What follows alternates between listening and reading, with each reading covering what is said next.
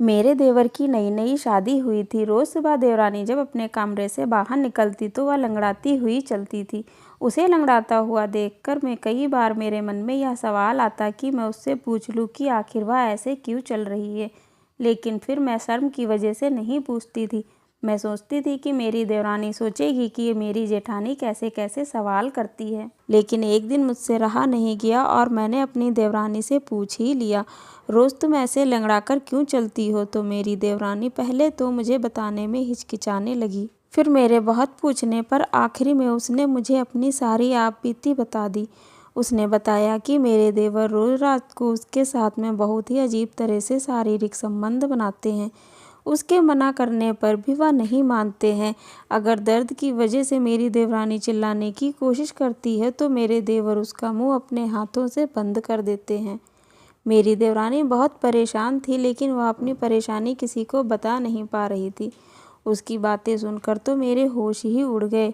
यह वह घाव थे जो शरीर पर दिखाई नहीं दे रहे थे, लेकिन उसके जख्म और दर्द बहुत गहरे थे। मेरी देवरानी ने बताया कि मेरे देवर संबंध बनाने के लिए अजीब अजीब चीज़ों का भी इस्तेमाल करते हैं। मेरी देवरानी सब कुछ बताते हुए रो रही थी। मैंने अपनी देवरानी को समझाया और कहा, रो मत, सब ठीक हो जाएगा। वैसे तो मेरे देवर दिखने में बहुत ही सीधे साधे इंसान थे, लेकिन अपने गलत दोस्तों की संगत की वजह से उन्होंने ऐसे ऐसे वीडियो देखे थे जिनके अंजाम मेरी देवरानी को भुगतने पड़ रहे थे। मेरी देवरानी ने बताया कि वह मुझे गंदे गंदे वीडियो दिखाते हैं और कहते हैं, देखो इनको कोई परेशानी नहीं हो रही है और तुम्हें भी कोई परेशानी नहीं होगी, और उनको अपनी जिद के आगे मेरी परेशानी भी नहीं दिखाई देती है। मैंने अपनी देवरानी को आश्वासन दिया कि मैं तुम्हारी मदद करूंगी, मुझ पर भरोसा रखो। मैं बाजार से यौन संबंध बनाने वाली किताब खरीद कर लेकर आई और वह मैंने अपनी देवरानी को दे दी, जिसमें यौन संबंध बनाने के फायदे और नुकसान के बारे में लिखा था।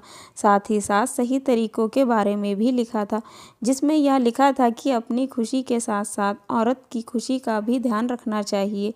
एक ही सही यौन संबंध बनाने के लिए एक अच्छे पुरुष की क्या भूमिका होती है, यह सारी बातें उस किताब में लिखी हुई थी। वह किताब देखकर मैं अपनी देवरानी को बोलती हूँ कि इसे बेड पर रख देना मेरे देवर के लेटने से पहले, ताकि मेरे देवर इस किताब को पढ़ सके और सही और गलत में फ़र्क समझ सकें।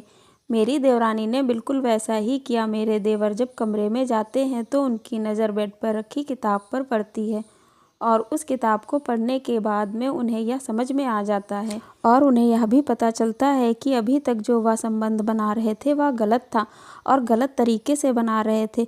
उन्हें यह भी पता चलता है जो वह संबंध बना रहे थे वह ज़बरदस्ती और अपनी पत्नी की मर्जी के खिलाफ बना रहे थे। उस तरीके से उनकी पत्नी को कोई संतुष्टि नहीं मिल रही थी। उन्हें यह समझ में आ गया कि उन्होंने अपनी पत्नी को कितनी तकलीफ दी है। वह अपनी पत्नी से अपनी की गई गलतियों की माफ़ी मांगते हैं और उसके बाद उनका वैवाहिक जीवन बहुत ही सुख और शांति और प्यार के साथ में व्यतीत होने लगा। उनके यौन संबंधों में भी मधुरता आने लगी।